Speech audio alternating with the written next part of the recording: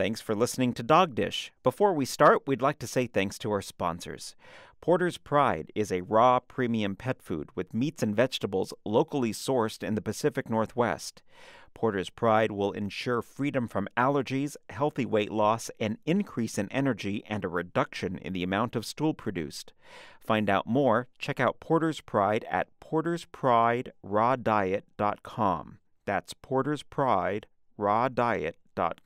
So we'd like to welcome the offices of Lynn Johnson. Dog Dish is really proud to have Lynn and her specialty, which is family law, since 1983 as a show sponsor. Lynn is a past president of the Tacoma Pierce County Bar Association, and she's recognized within this community here for her expert ability navigating her clients to a peaceful resolution in domestic and relationship cases, which is no easy thing to do. And she's really expert at this. She was an early advocate and innovator of collaborative law, but also, if need be, she can be quite the skillful litigator. Folks, if you need this kind of law, please call the law offices of Lynn Johnson at area code 253-383-3333. There's a few threes there, isn't it? There's a couple. Say it again and we'll get a few more. All righty. 253-383-3333. And you'll get, by the way, 10% off your first consultation. Lynn Johnson, empowering her clients with caring education. That's right. So if you want that 10% off, mention Dog Dish. That's right. Don't forget. Okay, All right. Deborah. I'm Deborah Rosen. For the past 15 years, as founder and owner of Good Citizen Dog, I've been helping people to train their dogs using the science of canine behavior. What I'm going to do is help you create peaceful living with your dog. Hi, I'm Dina. I'm producing Dog Dish with Deborah. I've been training dogs for over 10 years with the Good Citizen philosophy, and together we will help you create peaceful living with your dog.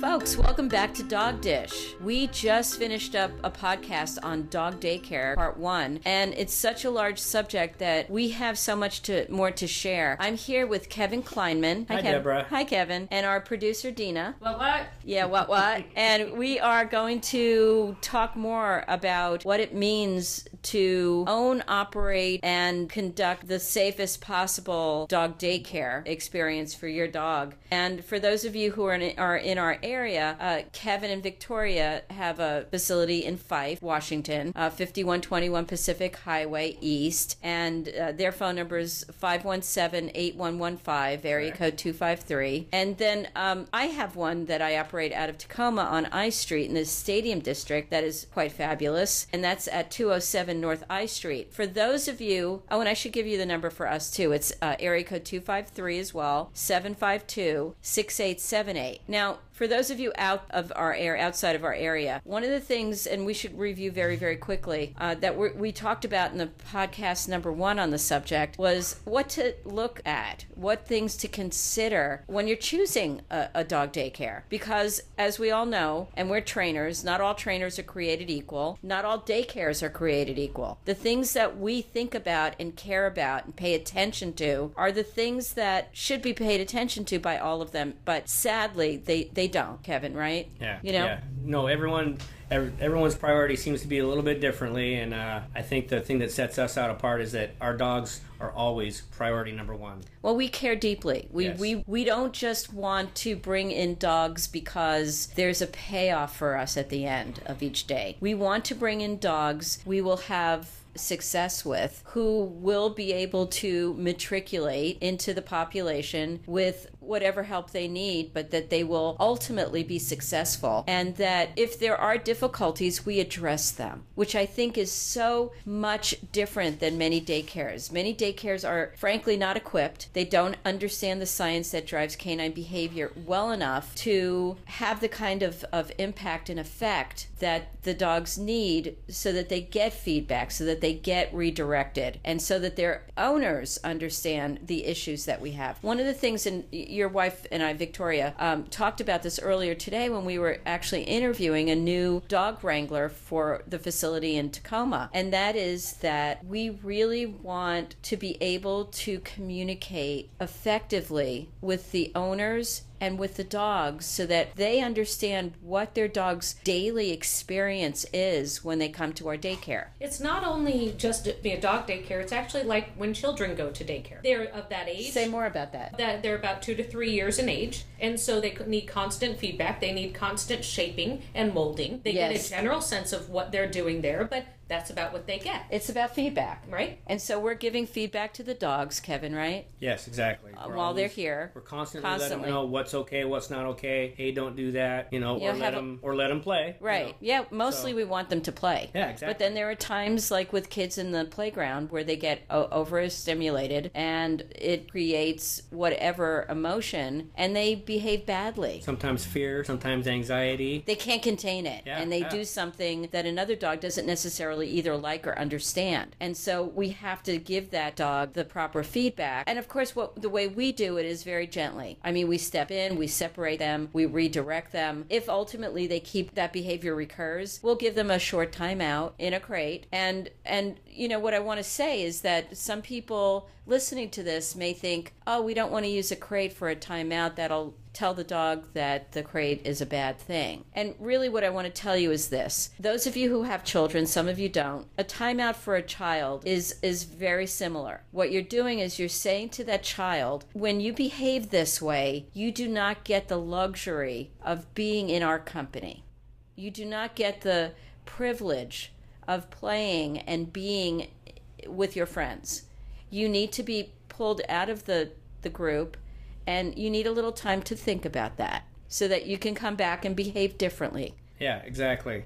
And I'll tell you, as an example, I talked about Rocket, who doesn't quit. And another really important thing about dog daycare is that they need to rest sometime during the day. Because, they show up at 6:30 in the morning, 7 o'clock in the morning. They don't get picked up till 4 or 5 o'clock at night, and all day long. Right. And if they don't have that internal off button, like some of them do and some we do, but they don't. Some of them just will go until they drop. And so that's what with Rocket, literally in the afternoon, if I want the dogs, all the dogs are starting to lay down and try to get some rest, and Rocket noses around trying to find someone to play with, I have to put him in a kennel to get him to rest so everybody else can rest. Right. Because they need to rest. But it doesn't mean Rocket hated the kennel. Right. Well, so if you send a child to his or her room for a quick timeout, the child doesn't dislike his or her room. They love their room. It's their little safe place. It's where they get to do their own thing. They get to be on their computer doing computer games or coloring or reading or doing whatever they do. But they're on their own, and they realize, they understand because you've told them that they don't get to be with the others because they need some time out to think about their behavior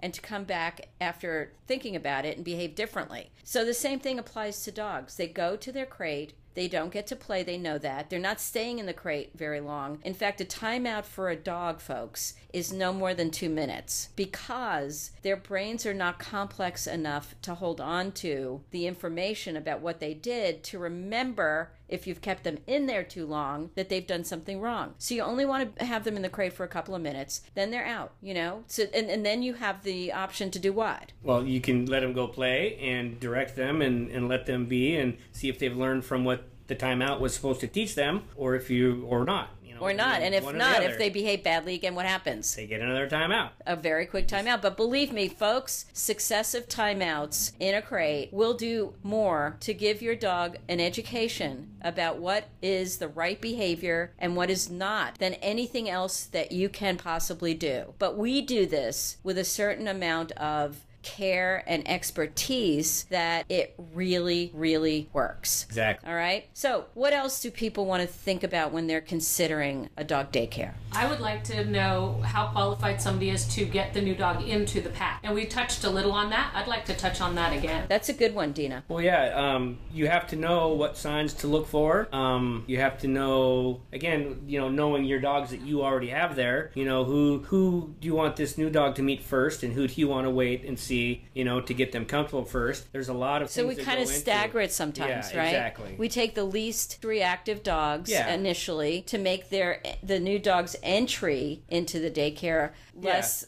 Some dogs like to wrestle with each other, and they're biting on each other's necks. And I mean, I call it they play heavy. Some dogs don't play as heavy. Right. So when you bring a new dog in, you want to bring out the non-heavy play dog. You want it to be softer and kinder and less intrusive. And we're already getting to a point where it's almost the end of this part 2 session. But what I'd like to say is that, folks, you need to pay attention when your dogs come home from daycare. They tell you things. And it's not as if we don't have occasional incidents at the daycare or nicks and scratches. I mean, there are dogs that just play really, really hard. We have this little duo that's one of Dina's favorites.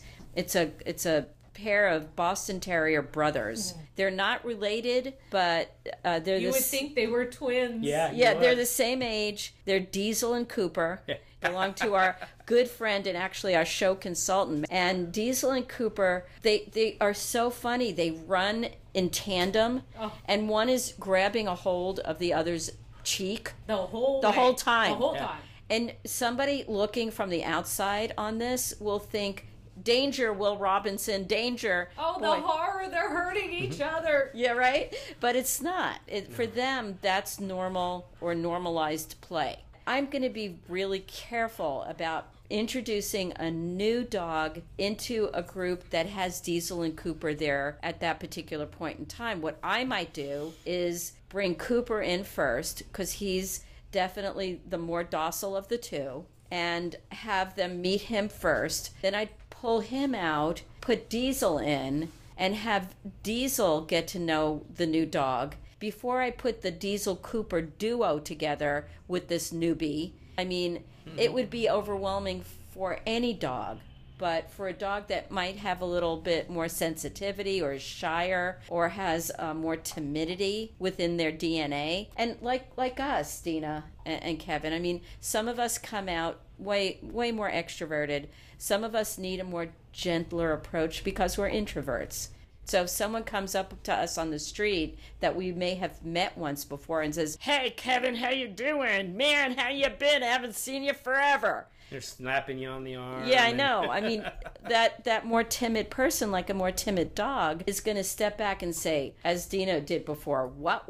One of the things that I will tell you is that while at daycare, and this is something that I would ask your daycare owners and or supervisors when you go to interview a new daycare, do they let dogs play with things or chew on things in the company of other dogs? And I'm not going to give you the answers to that in this podcast, but what I would say is I'd like to hear the responses. So folks, if any of you out there are listening, if you have comments, if you have questions, I'd like to hear from you. You can email me and just put in the subject dog dish. And my email address is Deborah, spelled the right way. I mean the long way, which is DEBORAH@goodcitizendog.com. And let me know what your thoughts are. We want feedback so that the podcast, the content of it, is as helpful to you as it can possibly be. So folks, this has been Dog Dish Daycare Part 2. And I'm here and I want to thank Kevin Kleinman.